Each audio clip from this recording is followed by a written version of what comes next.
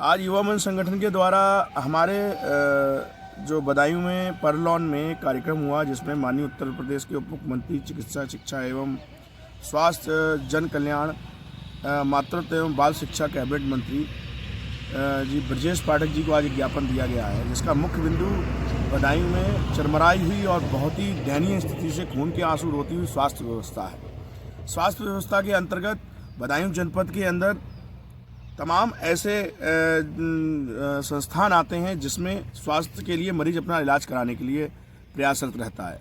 इन बिंदुओं में बदायूं में महिला अस्पताल, पुरुष अस्पताल, जिला पुरुष अस्पताल, जिला सरकारी महिला अस्पताल, मेडिकल कॉलेज, पीएचसी, सीएचसी, तमाम वो संस्थाएं जो स्वास्थ्य के लिए सरकारी योजनाओं के तहत हम जनमानस के लिए जन कल्याण की योजनाओं के तहत संचालित की जा रही हैं।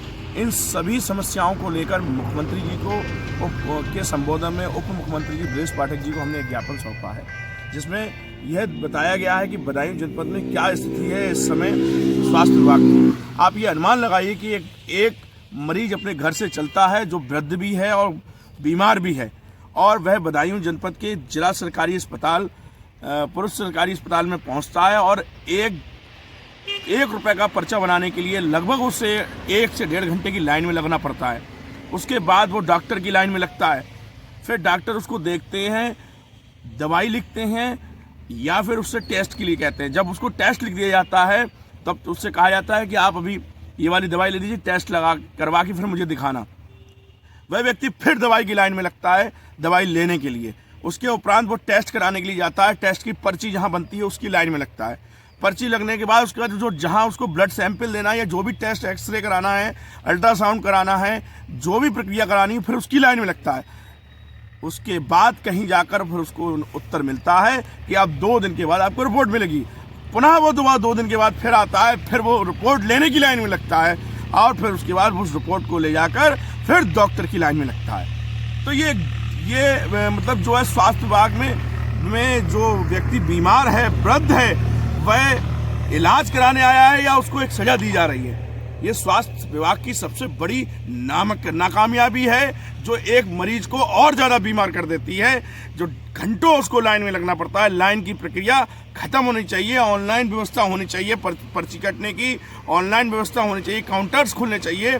1 काउंटर 2 काउंटर में 2.5 घंटे 2 घंटे डॉक्टर लाइन में लगवाते हैं। 2.5 घंटे वो बेचारा पूरे दिन उसका मानसिक संतुलन बिगड़ जाता है। ये है जिला चिकित्सालय बदायूं का आंखों देखा हाल। दूसरी बात, बदायूं में जो भी हड्डी के रोग के लिए जो भी जाता है, अगर उसकी सर्जरी होती है तो बिना सुविधा शुल्क रिश्वत लिए बगैर डॉक्टर काम नहीं करता है। अगर उस पर कोई नेता का, अधिकारी का या किसी भी चीज़ का कोई दबाव, संगठनात्मक या कोई भी व्यक्ति हक की बात के लिए मांग कर दे तो उससे साफ साफ कह दिया जाता है हमारे यहाँ आपका इलाज नहीं हो सकता, आप जाइए, आपको जो है डिस्चार्ज किया जाता है या फिर ये बोल दिया जाता है आपको रेफर किया जाता है। इतना ज़्यादा पैसे का बोलबाला हो चुका है डिस्ट्रिक्ट हॉस्पिटल बदायूं के अंदर।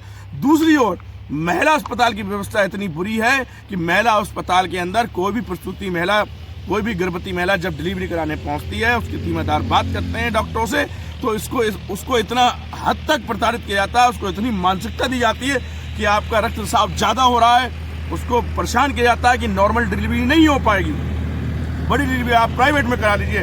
वहाँ पे लगी हुई आशा, वार्ड बॉय, डॉक्टर्स, जो भी दलाल, तमाम लोग उसको इतना प्रताड़ित करते हैं कि वो बेचारा वहाँ से जाने के लिए मजबूर हो जाता है महिला अस्पताल से। महिला अस्पताल में इतना ज़्यादा शोषण किया जाता है, इतना परेशान किया जाता है। और ये देखिए, देखने वाली बात ये है कि महिला अस्पताल के अंदर बड़ी डिलीवरी यानी कि बड़े ऑपरेशन से बच्चा पैदा करने की बात की जाती है और वही डॉक्टर नहीं, दूसरे अस्पताल में, प्राइवेट अस्पताल में नॉर्मल डिलीवरी कर देती हैं। ये सोचिए आप क्या दुर्दशा हो रही है, कितना हावी है सिस्टम। लिफ्ट बंद पड़ी है, एक महिला जो गर्भवती है, जिसको बच्चा होना है, जो माँ बनने की कितनी मार्मिक बात है, कितनी संवेदनशील बात है, उसके बावजूद भी लिफ्ट बंद पड़ी है, उसको स्टेशन पर डाला जाता है, करेड़ते हुए लेके जाया जाता है। ये कितनी भयावह बात है। उसका खून रिसाव होता जाता है, ब्लड जो है सीढ़ियों पर, स्ट्रेचर पर मारा फिरता है, लेकिन लिफ्ट चालू नहीं हो सकती। लिफ्ट के बारे में कहा जाता है तो डॉक्टर्स और जो भी प्रभारी हैं वो ये कहते हैं कि बजट नहीं है सरकार। अरे बजट नहीं है तो इतनी बड़ी बिल्डिंग क्यों बन गई, करोड़ों रुपए का अनुदान आ रहा है। मेडिकल के सीएमओ महोदय देखिए, पूरे बदायूं जनपद के अंदर हजारों की तादाद में नर्सिंग होम चल रहे हैं, हजारों की तादाद में झोला छाप डॉक्टर बैठ रहे हैं। तमाम लोग जो है वहाँ इलाज कराते हैं, अच्छे उपचार नहीं मिल पाते हैं, फिर भी कोई भी मृत्यु सर्टिफिकेट बनवाइए, आप विकलांग सर्टिफिकेट बनवाइए, हर एक की सुविधा दीजिए आप।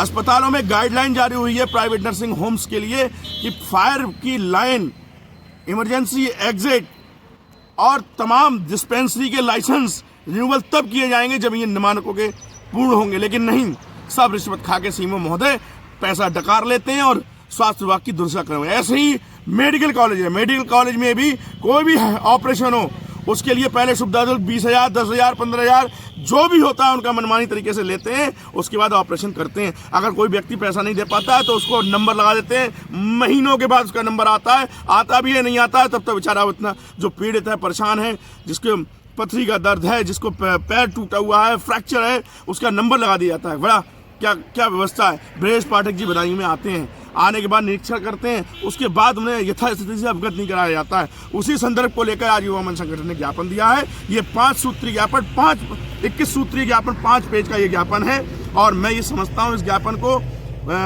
माननीय उप मुख्यमंत्री महोदय जो स्वास्थ्य विभाग से मंत्री भी हैं, इसका संज्ञान लेंगे। अगर महोदय संज्ञान नहीं लेते हैं तो युवा मंच संगठन PIL डाल के सरकार को पार्टी बनाकर, अस्पतालों को के प्रभारियों को पार्टी बनाकर जन आंदोलन करेगी और माननीय न्यायालय से इसकी गुहार लगाएगी कि हम सड़क पर उतरने के लिए बाध्य हैं अगर स्वास्थ्य विभाग की व्यवस्था बदायूं में सुदृढ़ नहीं की जाएगी।